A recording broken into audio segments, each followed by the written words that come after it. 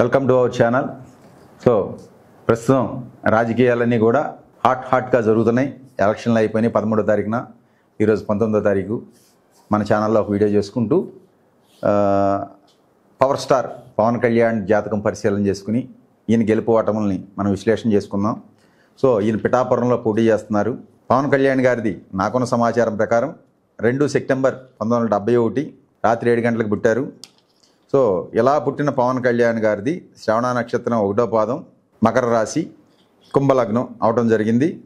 ఈ పవన్ కళ్యాణ్ గారు పుట్టినప్పుడు ఉన్నటువంటి గ్రహస్థితి చూసుకుంటే కుంభలగ్నానికి చతుర్థంలో శని, వృషభంలో శని ఉన్నాడు. మరి కర్కాటకంలో కేతువు, సింహంలో బుధుడు వక్రం, రవి శుక్రుల కాంబినేషన్ ఉంది. సప్తమాధిపతి సప్తంలో ఉండి అలాగే శుక్రుడితో కలిసి శత్రువుతో కలిసి ఉన్నాడు. అలాగే రాజ్యస్థానంలో గురుడు ఉండడం జరిగింది. అలాగే వ్యయంలో రాహువు, కుజుడు ఉచ్చులో వక్రించి ఉన్నాడు.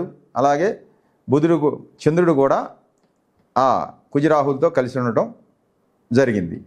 ఇలా జరిగినటువంటి పవన్ కళ్యాణ్ గారి జాతకంలో ప్రస్తుతం అయితే శని మహాదశలో, శని అంతర్దశలో గురుడి యొక్క విదశ జరుగుతుంది.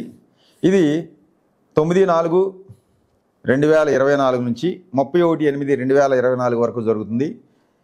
ఈ 4వ నెల నుంచి 8వ నెల మధ్యలో ఈ ఎలక్షన్లు జరగడం జరుగుతుంది కనుక ఈ ఎలక్షన్లో పిఠాపురంలో పోటీ చేసేటటువంటి పవన్ కళ్యాణ్ గారు మనకున్న పరిజ్ఞానంతో చెప్పేది ఏంటంటే 4,500 ఓట్ల మెజారిటీతో వంగా గీత మీద తప్పకుండా గెలుస్తారని ఈ జ్యోతిష్యం పరిజ్ఞానంతో చెప్పడం జరుగుతుంది.